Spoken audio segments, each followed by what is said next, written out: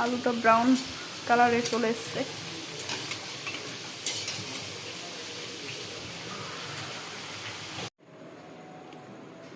জিরে ফোড়ন, তেজপাতা, এবার দেব পেঁয়াজ বাটা।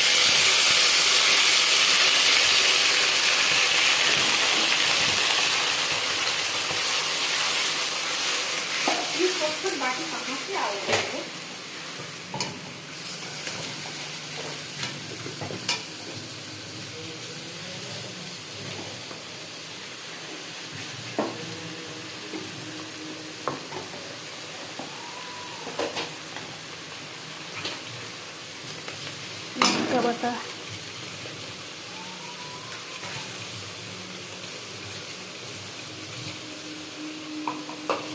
লঙ্কা বাটা দেওয়ার পর আমি ভালোভাবে কষিয়ে নেব।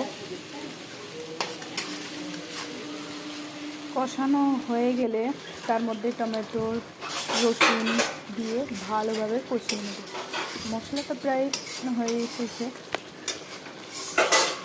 তার একটু ভালো করে কষিয়ে নিতে হবে।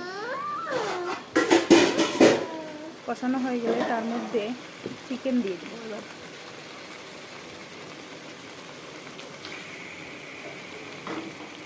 চিকেন দেওয়ার পর কিছুক্ষণ নাড়াচাড়া দিয়ে ঢাকা দিয়ে রাখবো।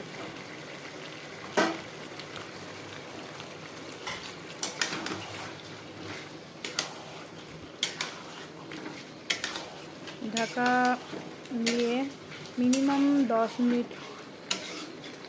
পর্যন্ত ঢাকা দিয়ে রাখবো। দেখুন কালারটা কেমন হয়েছে। কালারটা বেশ দেখে ভালোই লাগছে। এবার আমি ঢাকা দিয়ে দেবো। ঢাকা খুললে দেখবো এবার একটু একটু জল ছেড়ে এসেছে। জল ছেড়ে এসে আমি আবার নাড়াচাড়া দিয়ে দেখে নেব কেমন কি হয়েছে। নাড়াচাড়া দিলাম।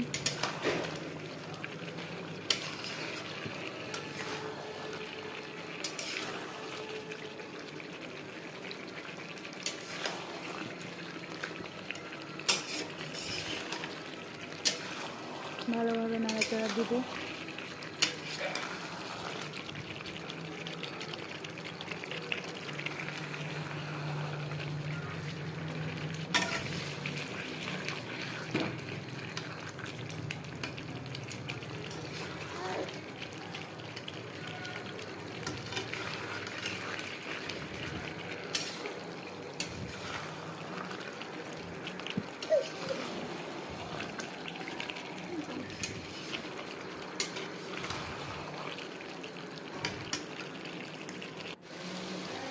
এরপর কষা হয়ে গেছে ভালোভাবে। জল দিয়ে দেবো। গরম জল ছিল সেটা পাশে করেছি।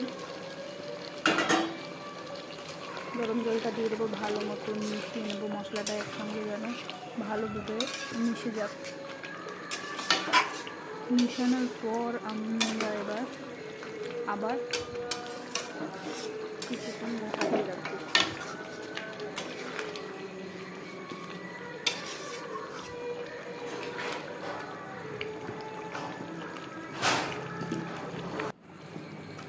ঢাকা দেওয়ার পর এবার একদম পারফেক্ট চলে এসছে, শুকিয়ে গেছে ঝোলটা। এবার নামানোর সময় একটু গরম মশলা ছিটিয়ে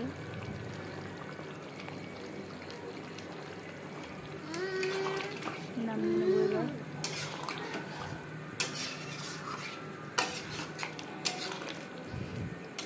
অবশ্যই বলবে কেমন হয়েছে রান্নাটা।